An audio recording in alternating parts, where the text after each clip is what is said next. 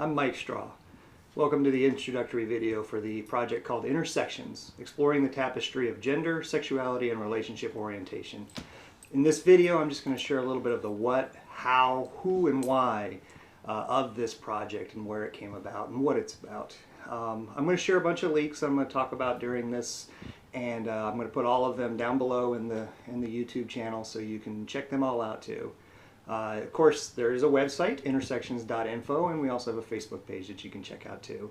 As far as the what, this is a project that's being done with the support and in cooperation with the Ohio University Lesbian, Gay, Bisexual, and Transgender Center.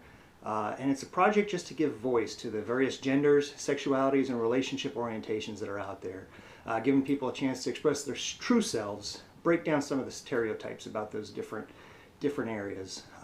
This project, we're going to publish interviews that we'll take from people in the public, hopefully maybe you. And we're going to show the rich variety of people that exist in this world and how each of us is unique in our identities and how we live our lives. We'll be applying for funding through university funding and things like that in the future, but really right now this is mostly a self-funded project. We do have a little bit of support coming from the OU LGBT Center, but most of it's just kind of self-funded. As you can see, I'm filming this on my cell phone right now.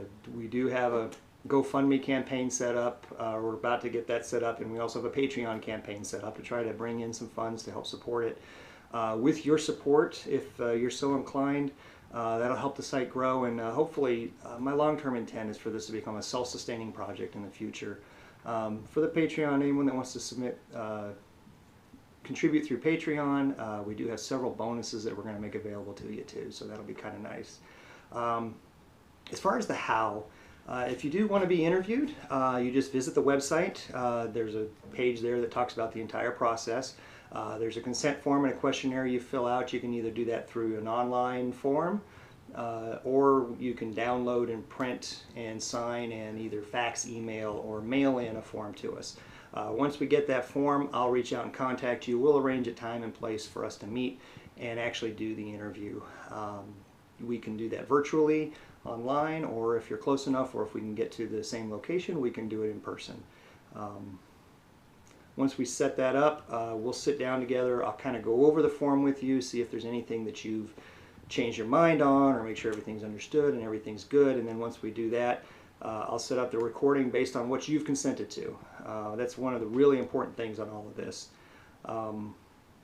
It's all about what you want. It's what you're comfortable with. If you're not comfortable having a recording broadcast on a website, then we'll just publish a summary of the interview. If you're comfortable with it, we have a video that we'll publish. There may even be opportunities for live streaming for some of our Patreon supporters down the road. But all of that is optional. It's up to what you're comfortable with. And as we go on, if you change your mind, we'll pull things down. We'll make adjustments as we need to. And once we set up the recording, then we'll take the interview. We'll go over what you said in your questionnaire, and we'll give you a chance to tell your story. You'll notice when you fill out the questionnaire, there's no predefined definitions. We don't say this is what this is, are you this label, this label, this label. We just say what are your identities. And then during the interview, I'm going to ask you, what does that identity mean to you? And we're going to let you explain it. Tell me who you are and what it means to you to be whatever your identities are. And like I said, gender, sexuality, your relationship orientations. Once we're done, we'll go over everything, answer any questions you have, and then I'll go off and edit the recording, transcribe it, whatever we need to do, and make it published. Once I put it online, you'll have about 24 hours to look it over. Let me know if there's anything that we need to adjust or anything, if you're okay with it. Then after 24 hours, our Patreon supporters will have a chance to get 24-hour early access if they're at a certain level. And then after that, the general public will have it to look at, and people will start viewing it. Right now, all the interviews are going to be published on the intersectional.info website and posted on our Facebook page. There's also this YouTube channel where all the videos will be posted. Eventually down the road, I do hope to start a podcast once we get enough interviews going that we can kind of keep it going on a regular basis and highlight some of our interviews on there as well. Now, as far as the who's behind this project, my name's Mike Straw. I'm a computer programmer by day, a roller derby referee by night. I do own a Lonely Taco LLC, which is the limited liability company that does the web hosting and things like that for this. I have a bachelor's degree in computer science and I'm an MBA. Now, what in that qualifies me to talk about sexuality, gender, and relationship orientations? Well, the only thing I have is my life experience. I'm a bisexual man. I've met people in my journey of coming out and identifying who I am and getting to know myself. I've met people of all kinds, and I've realized that pretty much everybody I've met in the communities are unique. And we all have our own unique perspectives, our own experiences to share.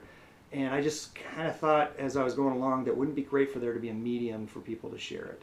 So I'm not an expert on LGBT issues. I don't have a degree in gender studies or LGBT studies or anything like that. And no expert on sexuality. What I am an expert on is my life and my experience. And you are expert on your experience in your life. If you participate in this project, you are going to be the experts that I'm talking to and interviewing because we're talking about you.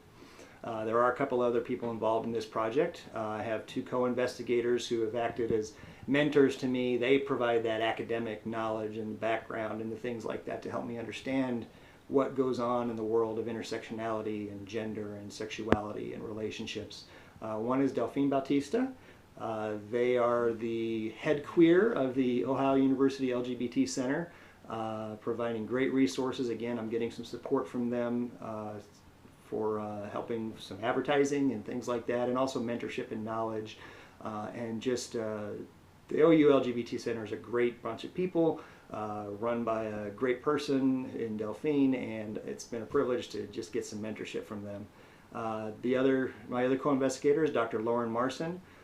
She's a visiting assistant professor of women's gender and sexuality studies at Ohio University, and she is a research expert. She's really good at knowing all the research and things like that, especially when it comes to gender studies and things like that, and it's helped me understand a lot of the background and the academic stuff behind this.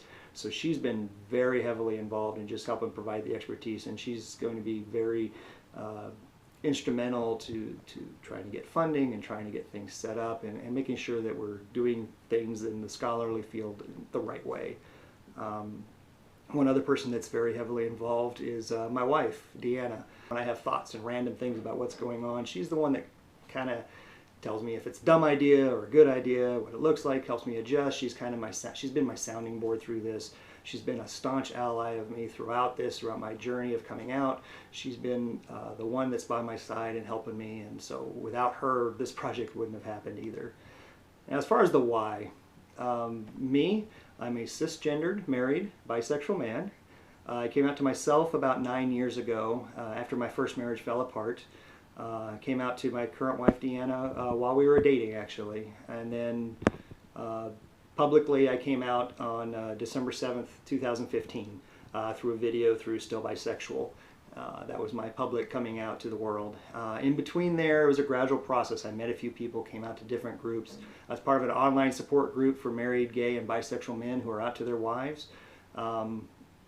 During that time, through that group and through other places, the LGBT Center and roller derby and just all over the place, I just started meeting people who had all these different identities, and I'd never encountered them before, and I was trying to understand them. And one of the recurring things I ran into when I was talking to people was they would say, well, this is my experience. This is how I understand my identity. And I'd read Kinsey's scale of sexuality. During that time I was introduced to Klein's grid, which kind of expands that some, but the more I talked to people, I found out it's really, to me, I started getting this picture of a tapestry of, there's various genders, there's various sexualities, and then there's relationship configurations. You've got gays, you've got lesbians, you've got straights, you've got bisexuals, pansexuals, asexuals. You have different sexual and romantic attractions. You've got cisgender people, transgender, gender fluid, gender queer. You have monogamous relationships, polyamorous relationships. You have swingers. You have closed loop relationships. The list goes on. And all these different things form a tapestry of a person, not just a spectrum and a line or even a grid. It's much more complicated and I think beautiful than that. I'm a computer guy. I like to put things in boxes. I think in ones and zeros and binaries, but I learned quickly people are not in neat boxes. We used to think of gender and sexuality as binaries. I mean, you know, it used to be you were either single or married. If you're single, you were a virgin or you weren't. Over time, we've grown our understanding. You know, you were either gay or straight.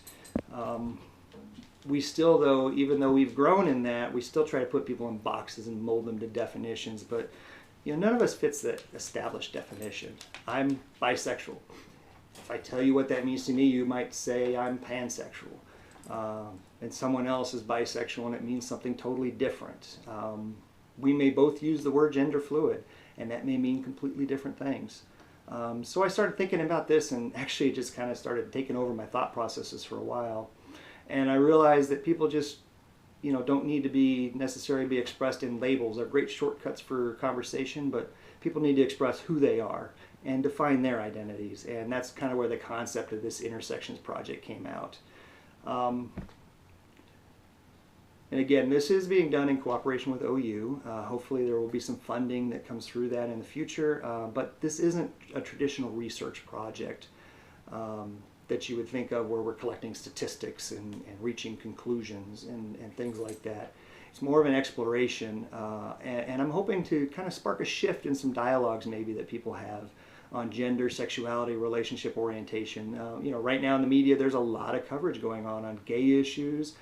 Bisexual issues are starting to be covered a little more. Transgender people are starting to be covered more. And they're all important, but what I would love is if we have started having a conversation where we understand each other as people with complex, rich identities and lives, and that we let people share their identities with us instead of the other way around. I do hope that maybe some research will be spawned from this. The people that have that expertise in how to do research will start steering the research in that direction, using this to kind of examine some of these complexities. Hopefully kind of, instead of looking at simple binary categories, exploring those complexities some more in the research that's out there.